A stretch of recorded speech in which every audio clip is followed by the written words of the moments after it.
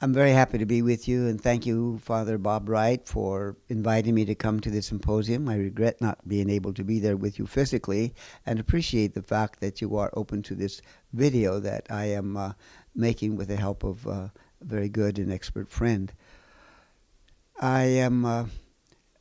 I've had the privilege of working closely with Cesar Chavez. I got to know him mostly through my work with the Padres organization in the early 70s. Before I talk about Cesar, I wish to say something about my own mother. I was born in northern New Mexico, not far from where my mother was born, in a small village north of Taos. She, as a young girl, used to travel with her siblings to southern Colorado to pick beets and potatoes. It was many years later, after working with the farm workers and Cesar, that I was caught by the fact that that's where I get some of my passion about justice for the farm workers, from the role of my own mother, of which I was not even fully conscious during the time. Chris Hartmeyer is a Presbyterian minister who worked with the farm worker ministry.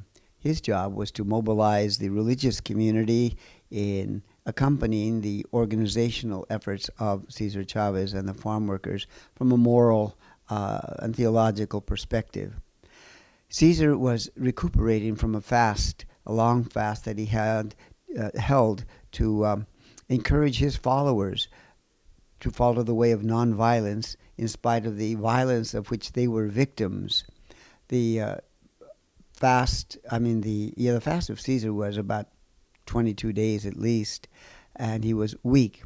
He recuperated with the Franciscans at the Santa Barbara Mission because he had grown up in a barrio called Sal Si Puedes near San Jose, and the Church of Our Lady of Guadalupe was his home parish, and he knew the Franciscans from there. Some of them tried to mentor him, and I think successfully so, in some of the teachings of the church, so they recognized some leadership potential in him. Anyway, there he was, recuperating from the fast, and his Presbyterian minister, Chris Hartmeyer, gave a talk, and he mentioned the priest workers.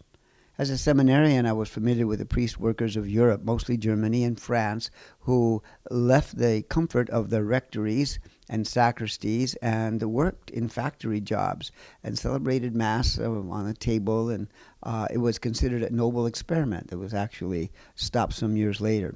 The priest workers that Chris Hartmeyer was talking about were actually lay people who worked for $5 a week and board and room in accompanying farm workers in their places of work and traveled with them, and not only were concerned about right food and living conditions for them, but were active in the struggle for their organization as a union.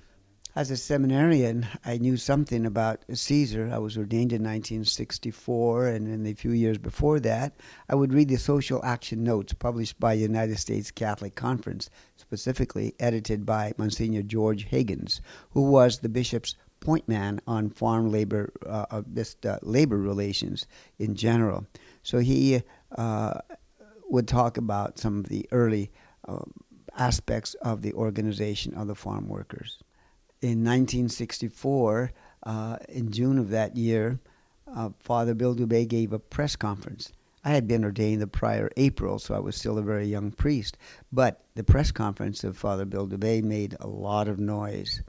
I knew Bill in the seminary. He was about 4 or 5 years ahead of me. We used to take walks together and shared some of the same ideas and concerns. He was, and continues to this day, we remain in contact, a very passionate person who had serious concerns about the race relations, especially the African American, and was in strong disagreement of some of the policies put forth by our own Archbishop. At this press conference that I am referring to, he denounced our Archbishop for what he called gross malfeasance of office. Anyway, to get to the point, I met him in the lobby of the Hilton Hotel in Los Angeles when Father Bill was giving an invocation to the NAACP, the National Association for the Advancement of Colored People, as it was called at the time. I think it's still in existence. In our conversation, I spoke about the recent news, and we exchanged pleasantries, and he ended by challenging me, inviting me, saying, go to Delano.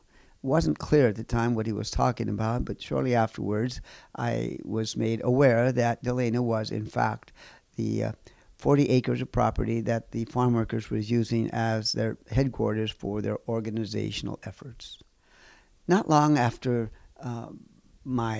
the talk of Reverend Hartmeyer, Chris Hartmeyer, in Santa Barbara, I got an invitation to go to San Jose, California. I had been taking flying lessons at the time and did not fly up on my own, but went with one of my teachers who flew me and a friend to this meeting, during which Cesar talked to priests. We were his only audience. The meeting was chaired by Reverend Alan McCoy, who at the time was the provincial for the Franciscan Fathers of the province of California. Cesar talked about the farm workers being mostly Catholic, Filipino, and Mexican. He also mentioned that the growers, a large portion, were Catholic, Portuguese, and other nationalities. Not all, of course, but a good number. He also put on the line that many of his supporters were religious folk, Protestant clergy, and churches who had made statements of support, and Jewish rabbis and their constituencies, judicatories and synagogues, were supportive. Bishops had not really made any firm commitments to the farm workers at the time, nor had priests in any significant way. So his question to us, and a challenge to me personally, are, where are my priests? It felt a little bit like a spanking by an uncle or a father or a brother even, and I took it to heart, and after that began to be more specifically engaged with the farm worker movement in my parish ministry, in which I was involved in Santa Barbara at Our Lady of Guadalupe Church, and excuse me, and later at Our Lady of Guadalupe Church in La Habra, North Orange County, which at the time was still part of the Archdiocese of Los Angeles. I began at Our Lady of Guadalupe Parish in Santa Barbara to help in such things as promote the boycott of lettuce and grapes, and took this same tactic at Our Lady of Guadalupe in La Habra, inviting high school students to help me pass out the leaflets. This was fine by me. The students enjoyed it, but some of their parents were not too happy. It was a relatively affluent parish, and some of the feedback that came to me was that I was neglecting the spiritual welfare of the parishioners, which I know I really was not in any way doing that, but helping to promote, I thought and hoped, a social consciousness among some of the younger folk of the parish. Another element of cooperation with Chris Hartmeyer and the Organization of Farm Workers was the delegations of which I was a part. Reverend Hartmeyer organized groups of clergy mostly, but other people as well, lay folk, to talk with store managers of chain stores. And we would visit them and try to use a moral suasion to ask them to take off grapes or lettuce or another product that did not have the Black Eagle, the farm worker label, logo of the union organization and union labor. Around this time, I visited Delano in the actual physical place, which was the headquarters of the farm worker movement. Right next to the farm workers UFW headquarters was what they called Filipino Hall. And historically, that's the place where farm labor organizing began in its modern incarnation. The Filipinos were the first ones to organize FLOC, F-L-O-C, the acronym for their organization, and they went on strike. Cesar, for his part, did not feel ready to cooperate in the strike because he didn't feel they were organized well enough, but in a sense was shamed into it and joined the strike, which took on a long proportion, and they joined forces, the Filipinos and the Mexican farm workers, for what became the United Farm Workers of America, AFL-CIO. Bishop Flores was ordained a bishop on Cinco de Mayo 1970. He had worked as a young priest in the Cursillo movement, in the marriage encounter, in the Houston diocese to which he belonged. One of the first shouts of the fledgling Padres organization was for leadership development and a Chicano bishop. It so happened that among those 25 or so who met at their national meeting in Tucson was Bishop Patrick Flores. A few months later, in Cinco de Mayo, he was ordained at the Spurs basketball stadium. Very lively liturgy, beautiful, a kind of battle of the mariachi bands. And one of the things that intrigued me was the one who proclaimed the epistle, the reading, was Cesar Chavez. It was only recently that I discovered that Cesar had taken the cursillo with some of his lieutenants and own leaders in the Houston diocese, where Father Patrick Flores was giving the rollos. He was the rector, is what they call it. And I was given by Dr. Timothy Matavina, professor at Notre Dame, a copy of the notes that Cesar had written from the rollos, the talks that Father Flores gave at that cursillo. It's no accident that the cursillo theme song, De Colores, is also the anthem for the farm worker movement. By November of 72, a lot of things were happening in my own life. I was asked to serve as on the mobile team ministry of the Padres organization, got released from the Diocese of Los Angeles for this ministry for a period of a couple of years. It was later extended for another couple of years, a total of 4. But during this time, I had more liberty, if you will, to work more explicitly with the farm worker organization, farm worker movement, and with Cesar. So from San Antonio, I became involved with the National Farm Worker Ministry as such, became a board member of it. And from time to time, Reverend Hartmeyer asked me to get the backing or the credentials or the help of Bishop Flores in handling some hot topic that had to do with the growers on a more broader stage on a national level. And I was able to get him to do that. Before I went to San Antonio, I accompanied Bishop Flores to Bishop Flores came to the San Bernardino area to celebrate a Mass in honor of Our Lady of Guadalupe. It was in early December, not yet for the Feast of Guadalupe, but by this time, Cesar was in jail in the San Jose area, Northern California, and we arranged to go to the place where he was imprisoned, and Bishop Flores went to visit him. That was a major coup, and it came out in a national publication of the National Catholic Reporter, and it made the Christmas issue, which made for good reading. I enjoyed my farm worker ministry as a member of the Padres board, and the one who succeeded me later on, Father Luis Olivares, was also a fervent promoter of the farm worker movement and became quite involved in the National Farm Worker Ministry as well. There's a nice picture of us both on a picket line, a Safeway picket line, I believe, accompanying Cesar Chavez and Dolores Huerta. Dolores Huerta and Cesar Chavez, Father Olivares, Father Luis Olivares, and myself, together with Cesar Chavez and Dolores Huerta, on a picket line in front of a Safeway store. Newly in the job of Padres, I had the liberty to visit Cesar directly as he was recuperating from a fast. It was not quite as long as the fast as his first one. But the first one was to counter the temptation to violence that many of his farm workers were exhibiting and feeling and experiencing. And Cesar wanted to remind them of the importance of nonviolence. The second fast in Arizona, at which I visited Cesar, and this time I met him personally, was to bring attention to an anti-discriminatory or discriminatory law against the farm workers that would impede their organizing efforts.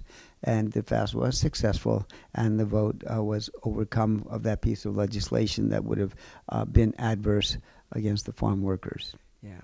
Another project that I was involved in as a member of Padres was in April of 73, right here in the Coachella Valley.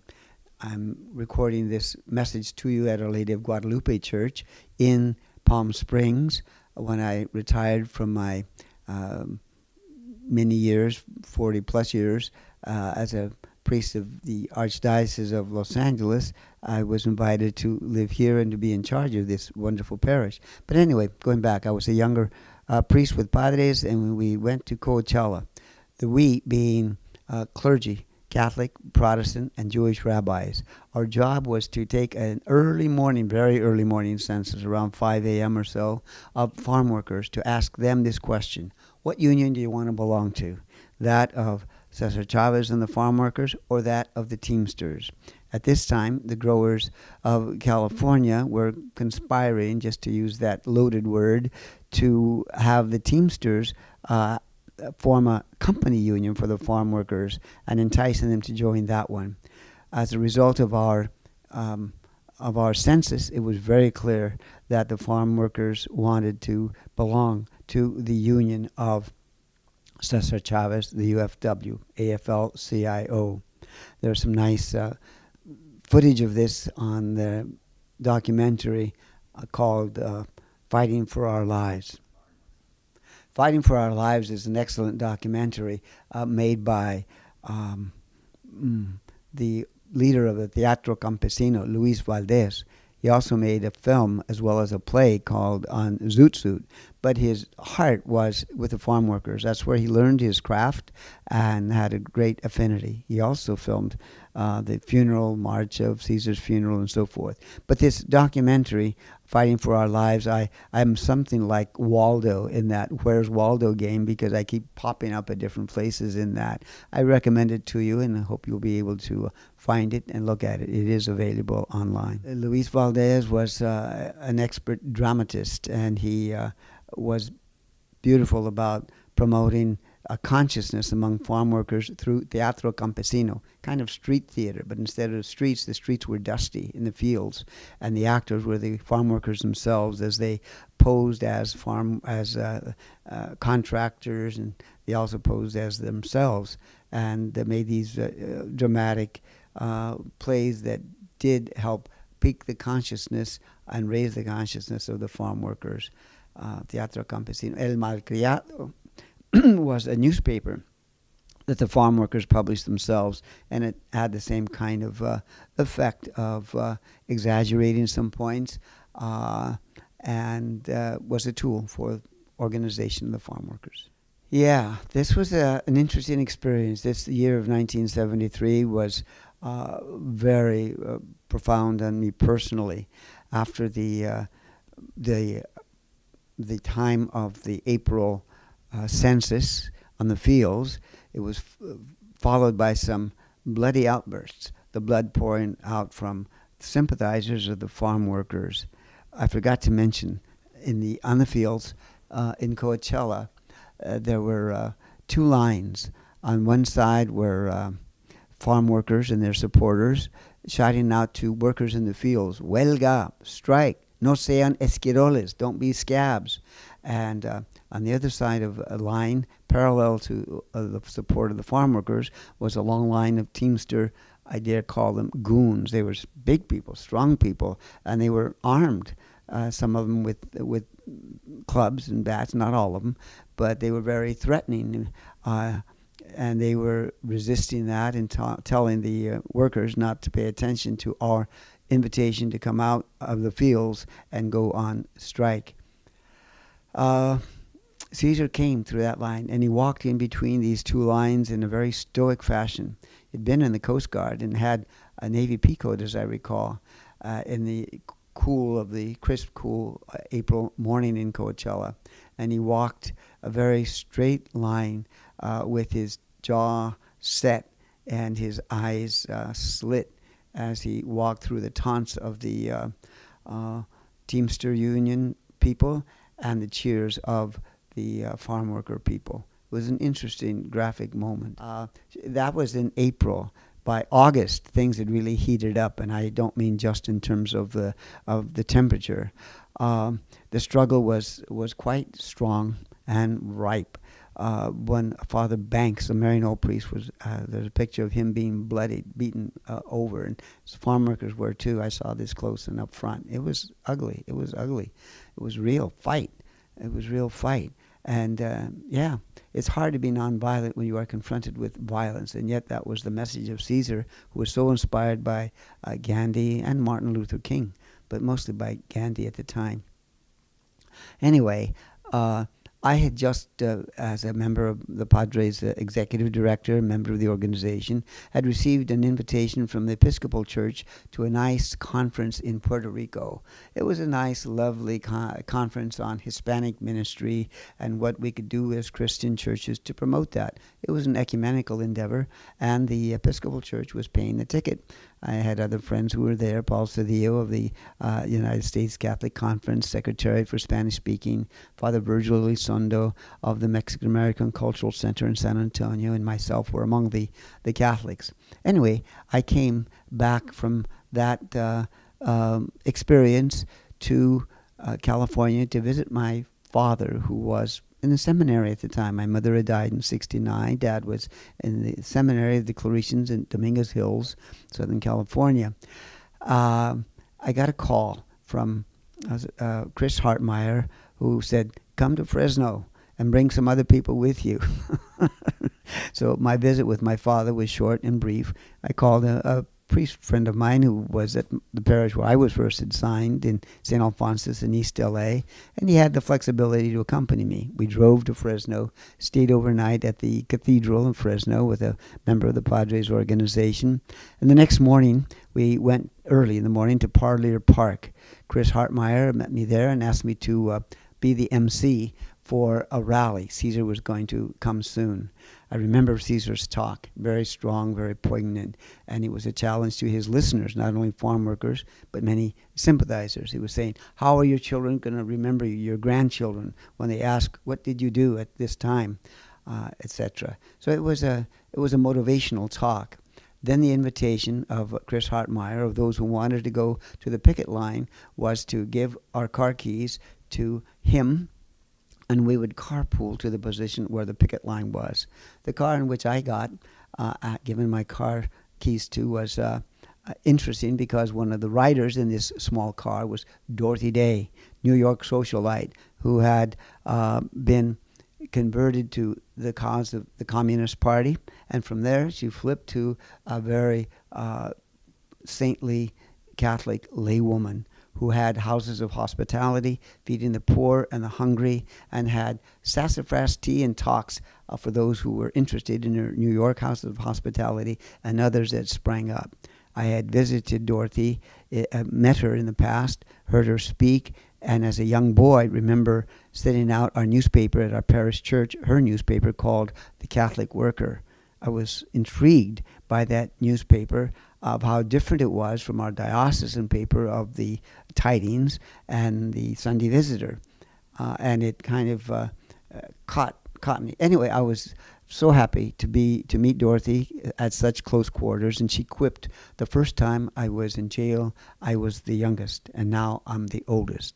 There's a well-known photograph of her at the picket line, taken between the legs of a member of the sheriff department. Dorothy, now an elderly lady in her 80s at least, was sitting down at a chair, and she had a book on her lap. I know for a fact because I heard her. The book was the New Testament, and she was reading aloud Matthew 5, the Sermon on the Mount. Blessed are the peacemakers. Blessed are those who hunger and thirst for justice. It was a beautiful moment and a beautiful encounter. She went to jail with the rest of us, the women and the men. One side note, the priest friend that I took with me was Raul Luna, we called him. He was a Salesian priest. We were stuffed the jails. There were several hundred farm workers and clergy total, people in the jails. Now, we were jailed by alphabetical order. So Luna, being higher up on the alphabet, was in the real jail. By the time they got to Romero, I was put in a very nice facility, a youth center. We could go outside. We had air conditioning. Could even watch television. And my poor friend Raul Luna was in a hot, sweaty jail cell for real. But one of the things we had in common, together with the other hundreds of people who stuffed the jails, was our commitment to pray and fast. It was a holy time, one that even to this day brings tears to my eyes as I remember the solidarity of the people who were hungry and thirsty, because we had every day for 2 weeks a vitamin C pill and water, even as the sheriff members brought dutifully nice big meals for us to eat. We celebrated Mass there and had visitors, and I had a number of phone calls and visitors at my lush youth center, while I'm sure Raul Luna had nothing. But anyway, it was a holy time for me, and I remember it poignantly and well. This was an interesting time for Padres in its own growth and the consciousness of the importance of the Spanish-speaking contingent in the population of the Catholic Church in the United States. When Padres was formed in the late 60s and early 70s, one of the comments it made was, would like to say, where 25% of the Catholic Church bishops didn't believe that. By now, of course, it's half the population, more than half the population of New York, 60-70%, if not more, of the Diocese of Los Angeles. It's a burgeoning minority, really. It was a minority, it's now the majority, certainly within the Catholic Church, as well as in the first graders of many cities throughout this country. One of the things that the Padres organization wanted to promote was bishops. But in 1969-70, there was not one Hispanic bishop, Mexican-American bishop. So at their meeting in Tucson, Arizona in 69, they said, we want formation of the base, and we need a Chicano bishop, Mexican-American bishop. Among the 25 priests or so meeting in Tucson was Patrick Flores. He was nominated by the Archbishop of San Antonio, Texas. They're supposed to send in 3 names of candidates for the episcopacy, and the 3 names that Archbishop Fury sent to Rome were Flores, Flores, Flores. So within a few months after this Padres meeting, Pat Flores indeed was ordained a bishop in San Antonio as a new auxiliary, and this took place on the significant day of Cinco de Mayo, 1970. It was at this place, at this ordination, that Cesar Chavez read the epistle, and it really caught my attention. So Flores was the first Hispanic bishop. One of the priorities, in April of 73, that was a busy time, April of 73, we had a retreat workshop. We would meet as a national organization. One year was a kind of a conference, a congress with a lot of resolutions passed and that kind of thing. Then the next year we would have a quiet, reflective time. We met in April of 73 for a reflective retreat workshop, and our mentor was Dom Helder Camara of Recife, Brazil, who was a famous advocate of the poor. Beautiful human being, short of stature, wore a wooden pectoral cross, and we would ask him, well, why a wooden cross? Most bishops wear a medal of gold or silver. He says, if it was good enough for Jesus, it's good enough for me. So he was a simple man, and it showed in so many ways. He spoke to us in what he called portañol, meaning a mixture of Portuguese and Spanish, but we understood what he said, and his themes and talks were a challenge to our minds and hearts. On this occasion, Bishop Flores gave a little talk that I call his, quote, little brother speech. He was torn apart, Bishop Flores, by trying to respond to calls throughout the country, Detroit, New York, Boston, places in the Southwest, to give talks animating the Cursillo movement, the Christian family movement, the different groups and subgroups that wanted to hear him speak and give his take and so forth. He was exhausted, and he talked about how much he needed a little brother. And what he meant by a little brother was another bishop besides himself to bear the weight of the national Spanish-speaking Spanish-speaking population in this country. We began to work on it as a kind of a priority, not a kind of a priority, but as a priority. And in October of 71, the Padres met in Los Angeles for another meeting. This one was a Congress. And one of the stratagems that we used was basically nominating each other to become bishops. And we sent those names to the apostolic delegate in Washington, D.C., and to Rome directly, as well as the ordinaries of the different priests, the bishops who were the bosses of the different priests of us who were present. As you can imagine, much of the reaction of bishops who got these letters were a kind of, what do you guys think you're doing kind of thing. At the same time, some of the bishops said, if you guys are serious about this, here's what you should do. So they helped us develop a kind of a political consciousness of work within the church. In later years, one of our confreres, my confreres, Father Vicente Lopez, who was a co-worker of mine, some 10 years later, we worked at the National Conference of Bishops with the Tercer Encuentro. Anyway, he was saying, well, the bishops beat it as our own game. This happened while as other Hispanic bishops were more conservative, were not quite so rabble-rousing and in solidarity with the farm workers and the more poor people. But anyway, that was a small point. This comment, I met Cesar in the lobby of a hotel in Albuquerque, New Mexico, in July of '74, I believe, when Robert Sanchez was ordained.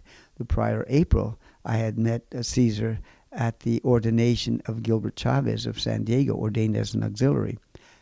Robert Sanchez was the first ordinary we had, was the ordinary of Santa Fe. And the quip of Cesar Chavez was, we got to stop meeting like this. He said it with a wry smile and a sense of humor, and I accepted it as such. In 1935, in this country, under the leadership of President Franklin Delano Roosevelt, the National Labor Relations Act was passed. It protected the right of workers to form unions and many other benefits. Within that legislation, farm workers or agricultural labor as such was explicitly excluded. Through the labors of farm workers and Cesar in particular, and under the leadership of Jerry Brown, the governor of California at the time, as he is once again, passed the California Agricultural Labor Relations. Monsignor Roger Mahoney, who later became Bishop of Fresno and even later the Cardinal Archbishop of Los Angeles, was one of the movers of that committee that got it to be formed as a legislation, and I salute my Bishop Roger Mahoney, schoolmate 2 years ahead of me. Before going to Texas, I heard that Bishop Hugh Donahue of Fresno, who used to be a professor of St. Patrick's Major Seminary in Menlo Park for the Archdiocese of San Francisco, that Hugh Donahue was going to give a talk on the church and farm labor at Blessed Sacrament Church in Hollywood, a Jesuit church. I said, hey, this would be good to go hear him. And I said, well, let's let other guys know of the priests. I'll encourage them to go. But more significantly, I'd like them to meet afterwards with Leroy Chatfield, who was a major lieutenant. I mean, I'm using that phrase, major lieutenant, military, but it's not in that way. He was a major organizer for Cesar in California, specifically the Southern California area. He spoke to us after the Bishop Hugh Donahue spoke in the large church. Leroy spoke to us in a room. We had about 20 priests there from the Archdiocese of L.A. And as a result of his talk, Father Frank Colborn, a classmate of mine, drafted a support resolution supporting the boycott. It was signed by over 20 priests of the Archdiocese, and it was a paid advertisement in the Archdiocesan newspaper called The Tidings. We did it, and it would not have been done had we not paid for it. This is a producer and filmmaker and an interviewer. I'll just say a quick word. It has been an honor and a joy and a blessing not only to work on this project with Father Juan, but to have known him. I met him at a very difficult time in my life, and Father has been just a great friend and support and confessor, and I just love him and all of our priests, and I have been so blessed by what he has shared here, and it's been a joy and an honor to be a part of this project, so I wish God's blessings on all of you.